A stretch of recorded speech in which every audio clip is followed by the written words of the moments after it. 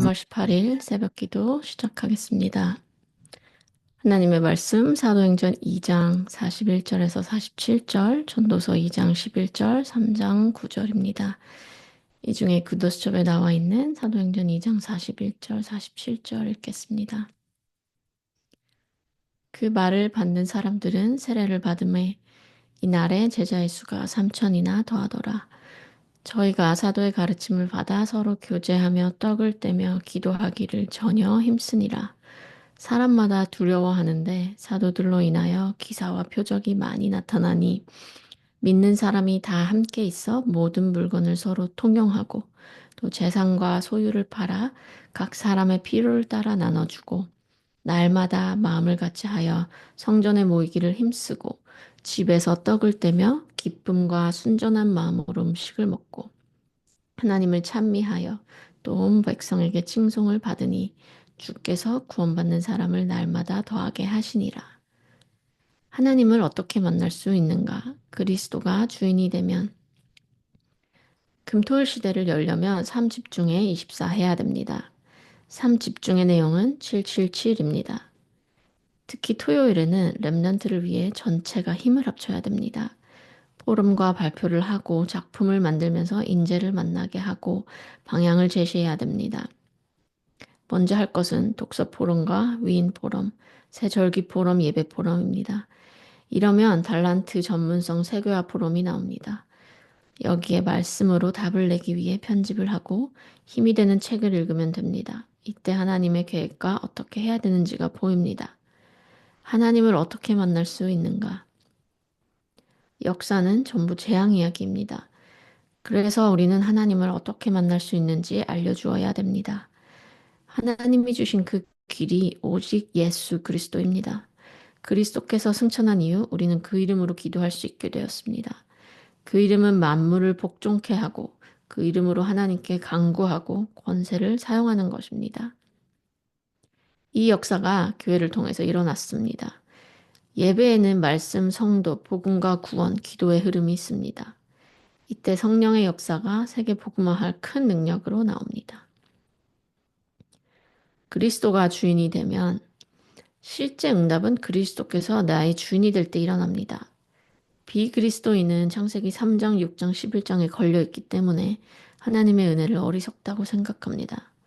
이들은 죽은 자, 진노의 자녀, 구원받은 자 중에도 육의 사람이 많습니다. 성령의 사람에게 가장 중요한 것이 갈라디아서 2장 20절입니다. 이 사실을 아는 자는 흑암이 공격하지 못하고 하나님, 사람, 자신에 대한 열매를 맺게 됩니다. 이제 일곱 망대를 누리는 3집중에 도전하면 됩니다. 그러면 하나님이 나의 주인이 되고 세계 살릴 권능이 회복됩니다. 성삼위 하나님의 능력이 망대가 되도록 기도하면 세상 망대가 무너지고 세 가지 응답이 됩니다. 보좌의 능력이 내게 임하도록 기도하면서 삶 시대를 바꾸고 오력과 공중 권세 잡은 자를 이기는 응답이 옵니다. 미리 미래를 보게 되고 세 가지 뜰이 이루어집니다. 오늘의 기도 수첩이었습니다. 오늘 본문의 사도행전 2장 배경은 오순절을 맞이해서 예루살렘에 많은 사람들이 모였는데 그래서 베드로의 설교를 듣고 회개하고 세례를 받는 장면입니다. 이 사건 직전에 사도행전 1장 15절에 보면 약 120명 정도가 모였다라고 나와 있는데 이 120명의 사람들이 예수님이 하늘로 올라가신 이후에 한 열흘 동안을 정말 협력하여서 기도할 때에 어, 정말 급하고 강한 바람 같은 성령이 임하고 그 결과로 성령이 충만하여서 각각 다른 방언으로 진리의 말씀을 선포했다고 되어 있습니다. 이 유대인들이, 여기에 모인 유대인들은 히브리파 유대인들이랑은 조금 다른 언어를 사용하는 헬라파 유대인들이었는데요. 우리로 생각하면 저희와 같은 이방인들이라고 볼 수 있을 것 같습니다. 즉, 뭐 1세대, 1.5세, 2세, 3세 같은 이민자들인데, 유대인들이 과거에 뭐 전쟁이나 이런 포로 시대를 피해서 해외로 이주하면서 여러 다른 문화권에 있던 디아스포라들이었는데 이들이 지금 거기에 모여 있는 거예요. 그래서 뭐 9절 11절에 보면 바데인, 메데인, 엘리민, 메소포타미아, 본도 러시아, 브리가, 바빌리아, 애굽, 구레네, 리비아, 뭐 로마에서부터 온 나그네들, 유대인, 유대교에 들어온 사람들, 그레데인, 아라비아인들 뭐 이렇게 다 나와 있는데요. 즉, 이 모든 사람들이 사용하는 이 언어들로 지금 이 일장에 모여있던 120명의 사람들이 방언을 하면서 하나님의 말씀을 말하게 된 겁니다. 한번 생각해 보세요. 저희가 이제 3월 30일 날 새생명 초청 예배를 한다고 많은 새가족과 다민족들을 초청했는데 갑자기 우리가 막 다 방언이 터져가지고 스페니쉬도 하고 뭐 이태리 말도 하고 뭐 프랑스 말도 하고 뭐 불가리아 말도 하고 뭐 이렇게 하면 얼마나 황당하겠습니까? 지금 그런 상황입니다. 그래서 이 사람들이 도저히 인간적인 머리로 이해가 안 되니까 이게 무슨 소린가 하면서 아, 쟤네가 술이 취했나 보다. 이렇게까지 이제 얘기를 합니다. 그런데 그런 상황 속에서 베드로가 아주 강력한 진리의 말씀을 선포합니다. 14장의 36절을 한번 볼게요. 좀 긴데 제가 중요한 말씀이기 때문에 다 읽도록 하겠습니다. 14절에 베드로가 열한 사도와 같이 서서 소리를 높여 가로되 유대인들과 예루살렘에 사는 모든 사람들이 이 일로 너희로 알게 할 것이니 내 말에 귀를 기울이라. 때가 제3시니 너희 생각과 같이 이 사람들이 취한 것이 아니라 이는 곧 선지자 요엘로 말씀하신 것이 일렀으되 하나님이 가라사대 말세에 내가 내 영으로 모든 육체에 부어주리니 너희의 자녀들은 예언할 것이요 너희의 젊은이들은 환상을 보고 너희의 늙은이들은 꿈을 꾸리라. 그때 내가 내 영으로 내 남종과 여종들에게 부어주리니 저희가 예언할 것이요 또 내가 위로 하늘에서는 기사와 아래로 땅에서는 징조를 베풀리니 곧 피와 불과 연기로다. 주의 크고 영화로운 날이 이르기 전에 해가 변하여 어두워지고 달이 변하여 피가 되리라. 누구든지 주의 이름을 부르는 자는 구원을 얻으리라 하였느니라. 이스라엘 사람들아 이 말을 들으라. 너희도 아는 바에 하나님께서 나사렛 예수로 큰 권능과 기사와 표적을 너희 가운데 베푸사 너희 앞에서 그를 증거하셨느니라. 그가 하나님의 정하신 뜻과 미리 아신 대로 내어준 바 되었거든. 너희가 법 없는 자들의 손을 빌어 못 박아 죽였으나 하나님께서 사망의 고통을 풀어 살리셨으니 이는 그가 사망에게 매여 있을 수 없었음이라. 지나서 26절에 이러므로 내 마음이 기뻐하였고 내 입술도 즐거워하였으며 육체는 희망에 거하리니 27절에 이는 내 영혼을 음부에 버리지 아니하시며 주의 거룩한 자로 썩음을 당치 않게 하실 것이미로다. 주께서 생명의 길로 내게 보이셨으니 주의 앞에서 나로 기쁨이 충만하게 하시리로다 하였으니 형제들아 내가 조상 다윗에 대하여 담대히 말할 수 있노니 다윗이 죽어 장사되어 그 묘가 오늘까지 우리 중에 있도다. 그는 선지자라 하나님이 이미 맹세하사 그 자손 중에 한 사람을 그 위에 앉게 하리라 하심을 알고 미리 보는 고로 그리스도의 부활하심을 말하되 저가 음부에 버림이 되지 않고 육신이 썩음을 당하지 아니하시리라 하더니 이 예수를 하나님이 살리신 자라. 우리가 다 이 일의 증인이로다. 하나님이 오른손으로 예수를 높이심에 그가 약속하신 성령을 아버지께 받아서 너희 보고 듣는 이것을 부어 주셨느니라. 다윗은 하늘에 올라가지 못하였으나 친히 말하여 가로되 주께서 말씀하시기를 내가 네 원수로 내 발등상 되게 하기까지 너는 내 우편에 앉았으라 하셨도다 하였으니 그런즉 이스라엘 온 집이 정령할지니 너희가 십자가에 못 박힌 이 예수를 하나님이 주와 그리스도가 되게 하셨느니라 하니라. 아멘. 지금 베드로가 무슨 말을 하는 걸까요? 우리가 술에 취해서 각 나라 말을 하는 게 아니고 이게 이미 예언된 일이 이루어지고 성령이 우리에게 임한 것이다. 이렇게 하나님의 영이 임하면 자녀들이 예언을 하고 젊은이들이 환상을 보고 늙은이들이 꿈을 꿀 것이다. 이 이야기를 하는 거예요.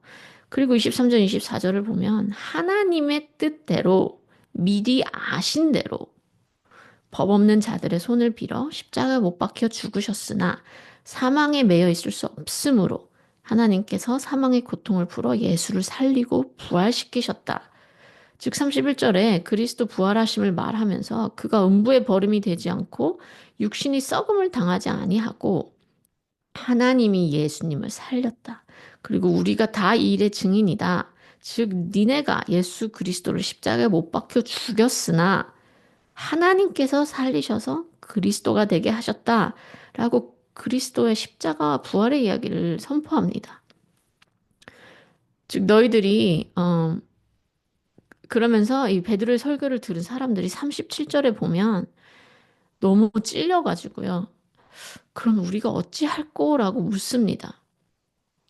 실제 이 장면은 6월절이 지난 지 얼마 안 된 시기이기 때문에 아마도 예수님이 재판을 돌아가시기 전에 십자가에 못 박히기 전에 재판을 받을 때에 막 예수를 십자가에 못 박아라 이렇게 외치던 그 사람들 중에 있던 사람들도 지금 이 장면이 현장에 섞여 있습니다.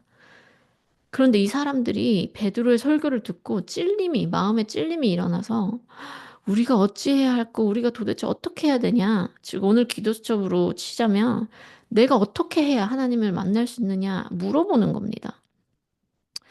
여러분, 성령이 임하고 진리의 영이 임하면 내 과거나 뭐 내가 누구냐, 내가 신자든 아니든 모태신앙이든 유대인이든 상관없이요. 내 마음속에 우리 심령에 깊은 찔림을 느끼게 됩니다.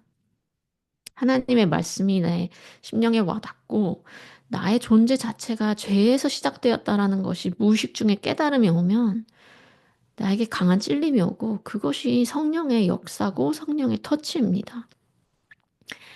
나중에 사도행전 7장에 보면 스데반이 나오는데 스데반도 베드로와 비슷한 설교를 하거든요. 근데 거의 똑같은 말을 하는데 그때는 사람들이 이까지 갈면서 달겨들여서 스데반을 돌로 쳐서 죽입니다. 그런데 여기서는 베드로의 설교를 듣고 마음에 찔려서 회개하고 그 결과 3천 명이나 되는 사람이 회개하고 세례를 받고 예수 그리스도의 제자가 됩니다. 여러분, 우리가 신앙생활을 할 때 찔림이 없을 때가 얼마나 많이 있습니까? 특히 우리는 원래 인간, 창세기 3장, 불신자 상태를 누구보다 정확하게 알고 전달하는 단체 속에 훈련을 받고 있었으니까, 우리가 너무 그걸 잘 알고 있으니까, 어쩔 때는 우리는 예외다라고 생각하고 찔림 없이 살 때가 많지 않나요? 우리가 처음 신앙생활 시작을 할 때는 성경의 율법대로, 십계명대로, 구약의 가르침대로 하나라도 어기면 큰일이 날까 싶어서 얼벌 떨었는데 저는 주일날 돈도 안 쓰고 맛있는 것도 안 사 먹고 그랬거든요. 근데 지금은 예수 그리스도가 율법을 다 완성했잖아 하면서 어쩌면 그 율법을 우리 자녀들한테, 우리 후대들에게 가르치지도 않을 만큼 우리가 이 찔림이 없는 생활에 있는 것은 아닌지 한번 생각해 봐야 될 일인 것 같습니다. 또 어쩌면 이 찔림이 없는 상태를 평안함으로 착각하고 있진 않나요? 오늘 37절에 우리가 어찌할꼬 하고 물은 것은 하나님의 말씀을 제대로 들은 사람의 올바른 반응입니다. 성경을 읽고 주일날 설교를 듣고 아, 나 이거 깨달았다. 이게 아니고 와, 내가 이래서 안 되는구나. 이렇게 살아면 안 되는구나. 어떻게 해야 되는가? 어떻게 살아야 되는가? 생각하면서 찔리고 묻고 또 그렇게 살도록 행하는 것이 말씀을 제대로 들은 사람의 올바른 반응입니다. 그리고 38절에 베드로가 이렇게 말합니다. 너희가 회개하여 각각 예수 그리스도의 이름으로 세례를 받고 죄 사함을 받으라. 그리하면 성령의 선물을 받으리니 베드로는 첫 번째 회개하고 두 번째 세례를 받으라고 말합니다. 회개는 삶의 스타일을 바꾸는 것입니다. 주일날 우리 크리스틴 랩런트가 영어 예배 때 불가리아 단기 선교 다녀온 포럼을 나눴거든요. 그때 이제 나누면서 그 포럼 속에서 집시촌에 모여 있는 이 아이들에 대한 얘기를 해주었어요. 거기에 모인 아이들이 13살, 뭐 15살 이렇게 되어 있는데 뭐 어린 나이에 임신도 하고 또 교육을 못 받고 또 교육을 굳이 받아야 하나라는 어떤 그런 필요도 느끼지 못하는 상황에 있는 너무나 그걸 당연하게 여기고 있는 아이들인데 그 현장에서 우리 랩런트들이 가서 전도 팔찌를 했다고 해요. 그러면서 이제 이 팔찌를 만들면서 전도를 했는데 크리스틴이 이 얘기를 하면서 근데 자기 마음속에 드는 질문이 내가 이거 한번 한다고 해서 이 사람들의 삶의 라이프 스타일이 바뀔까 하는 질문을 했다고 하면서 눈물을 흘리면서 그 이야기를 하더라고요. 근데 제가 그 말을 들으면서 너무 마음이 아팠습니다. 여러분, 진정한 회개는요, 영접 기도만 따라하고 그냥 내 죄를 자복합니다 한다고 끝나는 게 아닙니다. 회개는 나의 생각과 방법과 삶을 바꾸는 것입니다. 하나님이 원하시는 방향으로 하나님의 나라와 질서와 하나님의 나라의 법을 지키는 쪽으로 나의 삶을 자꾸 푸시해 나가는 것입니다. 그게 진정한 회개입니다. 그리고 베드로는 회개한 다음에는 세례를 받으라라고 합니다. 세례가 무슨 의미일까요? 오늘 기도수첩 2대지에도 나와 있는 갈라디아서 2장 20절입니다. 내가 그리스도와 함께 십자가에 죽고 오직 그리스도가 나의 삶을 통해 나타나도록 살겠습니다. 하는 것이 우리가 세례를 받는 것입니다. 이렇게 함으로 제사함을 받으면 성령을 선물로 받으리니 라고 말을 했는데요. 그리고 39, 40절에 보면 이 약속은 너희와 너희 자녀와 모든 먼데 사람, 곧 주 우리 하나님이 얼마든지 부르시는 자들에게 하신 것이다. 또 여러 말로 확증하며 권하여 이르되 너희가 이 패역한 세대에서 구원을 받으라 하니 세계복음화입니다. 지금 이 말씀을 듣고 있는 자들은 유대인들이잖아요. 그런데 39장 40절에는 너와 너의 자녀와 먼 데 있는 사람, 곧 우리 주 하나님이 부르시는 자들이라고 말합니다. 하나님은 유대인만 부르신 게 아니라 어떤 민족 누구든지 부르실 수 있으시고 그 부르심에 반응하는 사람은 죄사함과 성령을 선물로 주시겠다는 겁니다. 이때 아주 놀라운 부흥의 역사가 일어나죠. 바로 기도수첩 본문의 41절입니다. 그 말을 받은 사람들은 세례를 받음에 이날의 신도수가 3천 명이나 더하더라. 여러분 갑자기 3천 명이 회개하고 예수님을 믿고 예수님 따라가는 제자가 되기로 했다는 거예요. 이것이 지상교회 첫 교회 시작입니다. 제가 듣기로는 한국에 있는 여의도 순복음교회가 세계에서 가장 큰 교회였다고 하는데요, 한때. 뭐 10,000명, 20,000명이 아니라 48만 명, 50만 명이 성도였다고 하죠. 근데 지금 그것보다 훨씬 큰 것이 지금 1세기 예루살렘에서 이 현장에서 지금 벌어진 거예요. 1장 15절에는 120명이었는데 갑자기 3,000명이 더해졌으니까 하루 만에 약 한 2,500배가 늘어난 것입니다. 그런데 성경은 이 숫자의 부흥에 대해서는 이야기하지 않고 이렇게 한 번에 3천 명이나 늘어난 교회가 어떤 자세를 가졌는지를 상세하게 보여주고 있습니다. 우리가 좀 살펴봐야 될 것 같은데요. 42절에 그들이 사도의 가르침을 받아 서로 교제하고 떡을 떼며 오로지 기도하기를 힘쓰니라. 그들이라고 나오는데 그들이 누굴까요? 그 전에 뭐 방언이 터졌던 120명일까요?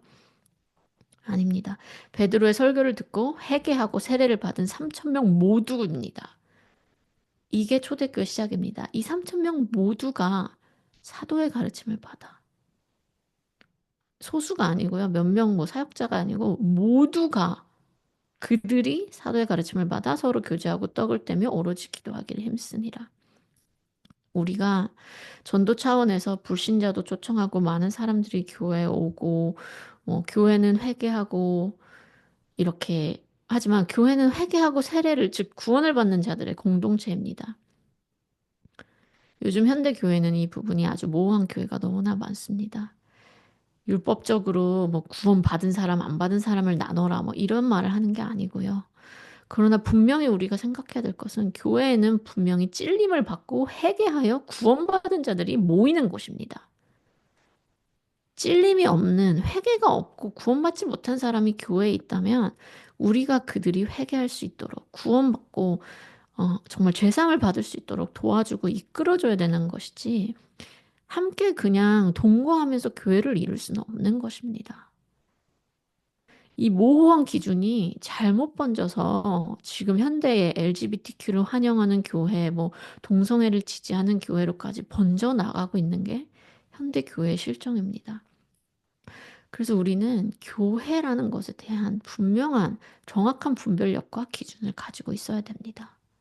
그 다음에 뭐라고 나오냐 보니까 사도의 가르침을 받아라고 나옵니다. 이때는 구약 성경의 내용만 있고 신약 성경이 기록되지 않았었기 때문에 사도들이 그러면 무엇을 가르쳤을까 생각했을 때 아마도 구약 성경의 내용을 가르쳤겠죠. 구약에 나와 있는 가르침이 어떻게 예수님을 가르치고 있는지, 예수님의 십자가와 죽으심과 부활하심, 또 다시 오실 것에 대한 약속에 대하여서 구약에 있는 것들을 가지고 가르쳤겠죠. 그리고 구원을 받은 3천 명의 하나님의 백성들이 앞으로 어떻게 살아야 되는 것인가 등을 가르쳤을 것입니다.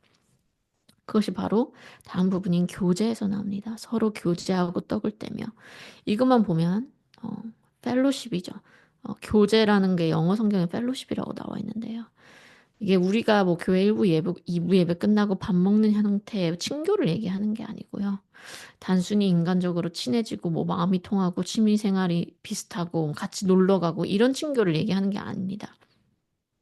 물론 성도들이 같이 재밌게 모여서 놀고 즐거움을 나누는 것도 필요하지만 성령의 임재함이 있는 교제를 지금 얘기하는 것입니다. 성령이 임하여 베드로가 진리의 말씀을 선포하고 또 함께 모여 기도하던 120명에게 각 나라 방언이 은혜로 임하여 방언이 임해서 능력이 생긴 게 아니고 이 사람들이 갑자기 뭐 다개국어를 하게 된 게 아니고요. 그 방언으로 인하여 진리의 말씀을 각 나라 언어대로 전달하는 데 쓰임 받은 것입니다. 진짜 성령이 임재하는 성령이 임하는 교제는 지체의 마음에 변화의 불씨를 일으키고 회개하게 하고 하나님께 돌아오게 합니다. 제가 오래전에 저의 한 분 멘토인 한 분에게 이런 편지를 써준 적이 있는데요. 최고의 사랑은 영혼을 일깨우고 더 많이 소망하게 하고 가슴엔 열정을 마음엔 평화를 주지. 난 너에게서 그것을 얻었고 너에게 영원히 주고 싶어. 이 대사는 유명한 영화 노트북에 나오는 내용인데요.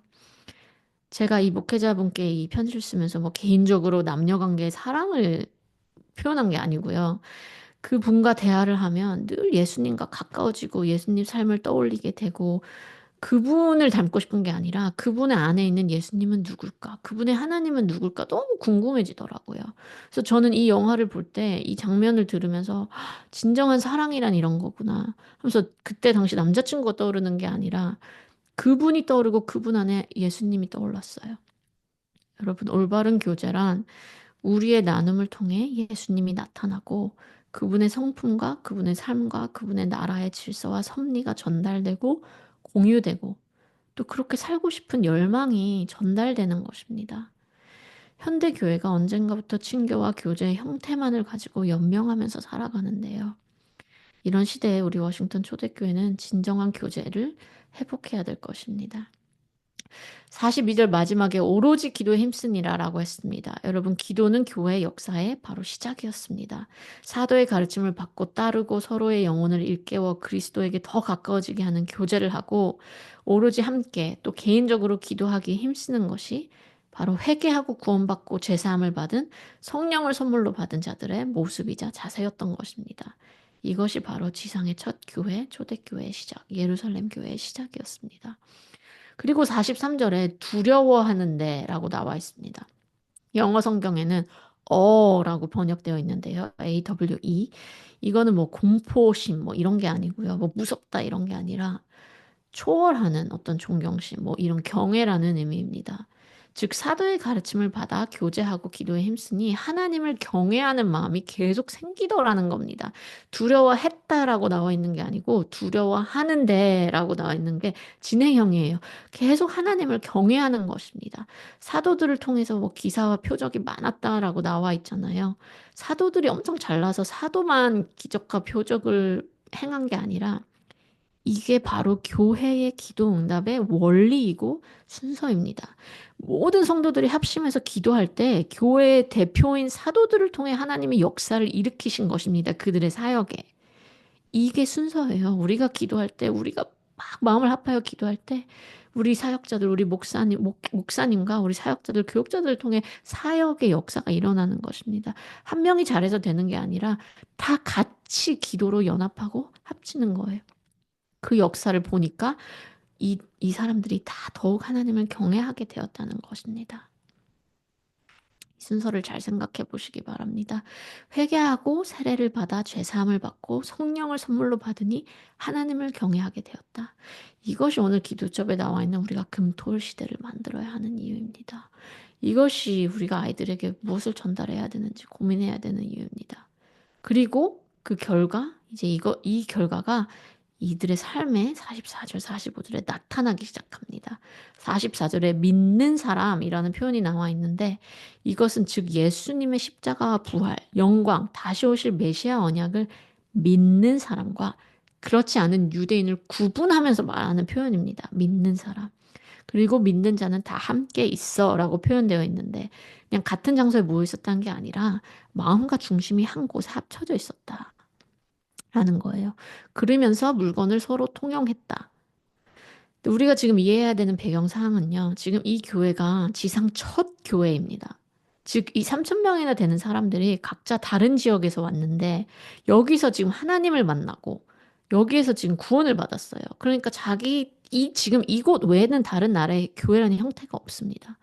그러니까 자기 고향에 가면 다른 교회가 없고 지금 여기 막 생겨났기 때문에 지구상에 하나의 교회만이 지금 존재한 상태인 거예요. 그래서 다 지금 그 교회 공동체에 머무르고 있습니다. 그러니까 먹고 마시고 자고 하는 인간의 기본적인 필요가 채워져야 되는데 다 나그네들이니까요.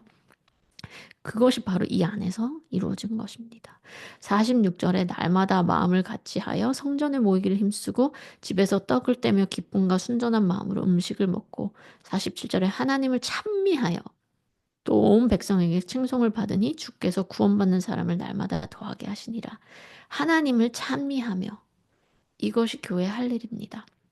하나님을 예배하고 예배하기를 기다리고 우리 노아가 어리지만 주일날 아침에 어디서 들었는지 은혜 받으러 간다고 얘기를 하더라고요. 주일날 왜 아침에 예배가 이렇게 물어보면 축복받으러 간다고 얘기를 하더라고요. 그래서 제가 노아야 그것도 맞지만 예배는 내가 받으러 가는 게 아니야. 우리가 받으러 가는 게 아니라 하나님께 영광 올려드리는 게 먼저야. 계속 얘기를 해줍니다. 우리의 궁극적인 목적은 하나님께 영광 돌리고 하나님을 찬미케 하는 것입니다. 그리고 이제 그 결과로 온 백성에게 칭송을 받았다고 나와 있습니다. 우리 초대교회 처음에 주영기 목사님 부임하셨을 때에 목사님이 써놓으신 것이 건강한 교회, 행복한 교회, 아름다운 교회였죠. 근데 바로 그 모습이 오늘 이 사도행전 2장의 첫 교회, 초대교회에 있었던 것입니다. 그리고 이제 온 백성에게 칭송을 받으니까 아무래도 뭐 밖에서 제가 예상할 때 많은 이들이 이 공동체 일원이 되고 싶었겠죠. 칭찬받는 신자가 되는 것. 이거는 분명히 전도에 도움이 됩니다. 멋있는 신자, 멋있는 하나님 있는 크리스찬이 되는 건 너무 중요하죠. 그리고 우리가 원리스를 이루고 함께 교제하며 하나님께 예배하고 또 우리의 표현을 빌리자면 멋있는 전도자의 삶을 사는 것은 너무나 중요한 것입니다. 그런데 마지막 47절을 보면요. 이 사도행전의 저자인 누가는 의도적으로 이렇게 표현을 했습니다. 주께서 구원받는 사람을 날마다 더하게 하시니라.